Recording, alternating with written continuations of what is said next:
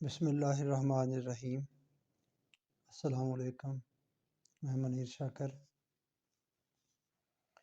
اللہ تعالیٰ سنتا بھی ہے، دیکھتا بھی ہے اور بات مانتا بھی ہے، یعنی کہ دعا قبول کرتا ہے، مگر ایسے نہیں جیسے لوگ سمجھتے ہیں۔ جیسے وہ کرتا ہے وہ بتا چکا ہوں سورہ نساء کی آیت نمبر 75 کے تحت کہ وہ کس طرح مدد کرتا ہے۔ اس نے وہ مکہ کی بستی کے لوگوں کی کس طرح مدد کی جب وہاں سے ہجرت کر کے چلے گئے نبی اکرم صلی اللہ علیہ وآلہ وسلم، تو پیچھے بچے، بوڑھے، عورتیں، ضعیف، مفلس، غریب لوگ رہ گئے جو ہجرت نہیں کر سکتے تھے۔ تو کفار کی بہت ظلم ان پر بڑھ گئے، تو وہ اللہ سے دعا کرتے تھے کہ باری تعالیٰ کوئی ہمارا مددگار بھیج، وہ ہمیں اس ظالم بستی سے ہمیں نکال کر لے جائے۔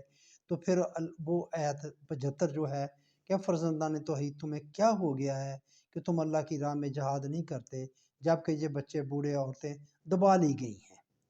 وہ اس طرح مدد کرتا ہے۔ اس طرح کی ہوئی مدد جو ہے وہ اللہ کی مدد ہے۔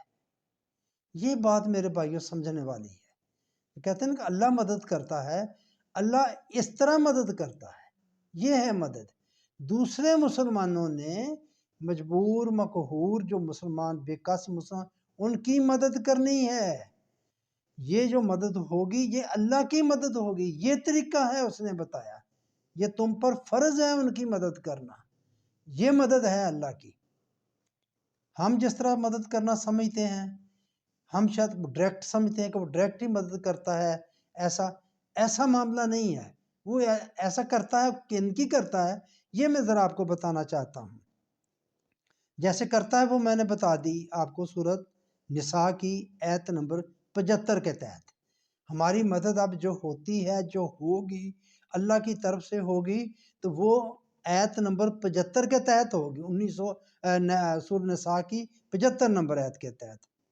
جیسے لوگ سمجھتے ہیں وہ ویسا معاملہ صرف انبیاء علیہ السلام کے ساتھ ہے، جسے سمجھنا ہمارے بس میں نہیں۔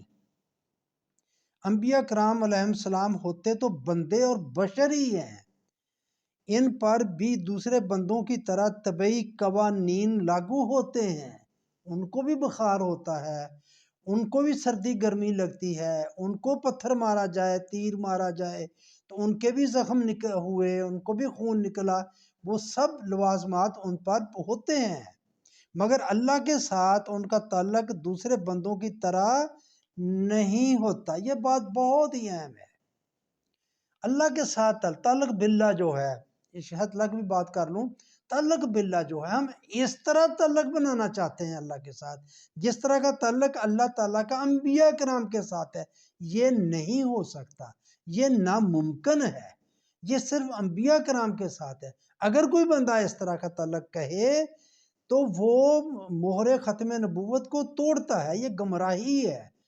اللہ تعالیٰ کے ساتھ ایسا تعلق جیسا انبیاء کرام کے ساتھ تھا، ایسا تعلق نہیں ہو سکتا۔ یہ تعلق صرف اور صرف اللہ تعالیٰ کی ثوابدید پر تھا۔ اس نے بندے چنے، ان کے ساتھ اس نے رابطہ کیا، ان کے ساتھ اس نے رابطہ کیا، اور کوئی بندہ نہیں۔ پھر اس میں ان بندوں کی کوئی عبادت، کوئی اس طرح کی جوہد، کوئی چیز شامل نہیں تھی۔ میں نے عرض کی کہ یہ تعلق ایک طرح سے اللہ کی ثوابدید پر ہے، اور وہ بھی ہے اکتسابی نہیں، کسب کر کے نہیں یہ بندہ کر سکتا، کر ہی نہیں سکتا۔ اب ہم تو بہت عبادت کرتے اور عبادت گزار جو لوگ ہیں، ان کے اللہ کے ساتھ رابطے جڑے ہوئے ہیں، وہ جو چاہیں اللہ قبول کر لیتا ہے، مستجاب الدعا۔ یہ بالکل باطل عقیدہ ہے، یہ مہر ختم نبوت کو توڑنے والی بات ہے۔ دو ٹوک میں آپ کو بات بتا دوں، ایسا تعلق جو ہے یہ ایسا تعلق بندے کے ساتھ، ہمارے ساتھ نہیں، انبیاء کرام کے ساتھ تھے وہ بندے، ہے اور تعلق اللہ انبیاء کرام کے ساتھ۔ یہ بات میں آپ کو بتانا چاہتا ہوں۔ ان پر بھی دوسرے بندوں کی طرح طبعی قوانین لاگو ہوتے ہیں، مگر اللہ کے ساتھ ان کا تعلق دوسرے بندوں کی طرح نہیں ہوتا۔ نبوت ایک ایسا مقام ہے یا ایسا مقام تھا جس کی کونا ماہیت کا سمجھنا کسی غیر از نبی کے لیے ممکن ہی نہیں۔ اللہ نبی کے ساتھ کس طرح ہم کلام ہوتا تھا، نبی اللہ سے کس طرح باتیں کرتا تھا، اس حقیقت کا ہم ادراک نہیں کر سکتے۔ بہت ساری روایات بنائی جاتی ہیں، نبی جب وحی آتی تھی تو مکھیوں کی بن بناہٹ تھی تو آپ کا سانس گھٹ جاتا تھا، مشکل ہو جاتا تھا تو عجیب سی آواز آتی۔ بالکل غلط بات ہے، ایسا کچھ نہیں تھا، کچھ پتہ نہیں چلتا، صرف اس بندے کو پتہ چلتا ہے جس پر وحی نازل ہوتی ہے۔ اور یہ بھی میں بتا دوں کہ وہ وحی اس کوئی شک شبہ والی نہیں ہوتی تھی، کوئی ایسا نہیں ہوتا تھا کہ اس کو کوئی شک پڑ جائے کہ یہ کوئی اس طرح کا شاید اللہ کا کلام ہے یا کوئی اور چیز کا کلام، نہیں، ایسا نہیں ہوتا تھا۔ اس پر میں بات کروں گا انشاءاللہ۔ تو یہ وہ اتنی کلیئر کٹ ہوتی تھی بات کہ یہ اللہ کے، یہ اس لیے کہ ان کا ایمان اتنا پختہ ہو جائے۔ کوئی ایک مثال ایسی نہیں کہ اللہ تعالیٰ نے کسی بندے پر اس طرح وحی کی ہو تو وہ بندہ شک میں پڑ گیا ہو اور وہ پیچھے ہٹ گیا ہو، ایسا کبھی نہیں ہوا، ایسا کبھی نہیں ہوا۔ بہرحال یہ میں بات بتانا چاہتا ہوں کہ یہ تعلق، ہم ویسا تعلق چاہتے ہیں اللہ سے، ویسا تعلق کے دعوے دار ہیں، یا کچھ لوگوں کے بارے میں ایسے تعلق کے دعوے دار ہیں کہ ان کا کوئی تعلق اس طرح کا ہے۔ یہ تعلق باللہ کو آپ سمجھنے کی ضرور کوشش کریں، یہ ایمان کو ختم کر دے گا بالکل ہی، کہ یہ اللہ کے ساتھ جس طرح کا ان کا تعلق تھا، انبیاء کرام کا ویسا ہمارا تعلق نہیں ہو ہی نہیں سکتا، یا اللہ کا جس طرح کا انبیاء کرام کے ساتھ تعلق تھا، اللہ کا ہمارا ویسا تعلق ہمارے ساتھ نہیں ہو ہی نہیں سکتا، ہو ہی نہیں سکتا۔ کسی بندے پر ہے ہی نہیں کہ وہ کسی بندے سے کلام کرے۔ وہ سورت شورا کی 53 نمبر آیت میں اس نے واضح بتا دیا کہ یعنی کہ یہ تعلق جو ہے یہ صرف ختم نبوت کے بعد اللہ اور انسانوں کا تعلق اللہ کی اس وحی کی روح سے قائم ہوتا ہے جو قرآن کریم کے اندر محفوظ ہے۔ اللہ کے احکامات ماننے سے اللہ سے تعلق بنتا ہے۔ یہ ہے جب کوئی بندہ کہے کہ اس کا اللہ کے ساتھ بہت تعلق ہے تو وہ اللہ کے احکامات کو بہت مان رہا ہے، اللہ کے احکامات پر پوری طرح چلنے کی کوشش کر رہا ہے یا اللہ کے احکامات پورے کر رہا ہے۔ یہ احکامات کیا ہیں، یہ بھی ایک الگ معاملہ ہے کہ ہم کسی اللہ کے احکام کہتے ہیں اور حقیقت میں اللہ کے احکام وہی ہیں جو قرآن میں ہیں۔ یہ مختصر میں آپ کو بتا دوں تو یہ بات ہے، ہمارا اللہ کے ساتھ اور کسی طرح تعلق ہو ہی نہیں سکتا، ہو ہی نہیں سکتا۔ یہ اس کے احکامات کے تحت اس کا تعلق ہے۔ ہمارے جتنے اس کے احکامات کے ساتھ ہم پختہ و بستہ ہوتے جائیں گے اتنا اللہ کے ساتھ ہمارا فَفِرُّوا إِلَى اللَّهِ، بھاگو اللہ کی طرف۔ کہاں بھاگے میرے بھائیو، اللہ تو ہر جگہ موجود ہے، شرک سے بھی قریب ہے۔ یہ مطلب ہے اس کے احکامات کی طرف بھاگیں، جس کو کرنے کا کہا ہے وہ پورا کریں، جس سے منع کیا ہے اس سے بچیں۔ یہ مطلب ہے فَفِرُّوا إِلَى اللَّهِ، اللہ کی طرف بھاگنے کا، اور کہیں نہیں۔ اللہ ہر جگہ پر ہے، ہر جگہ پر برابر ہے۔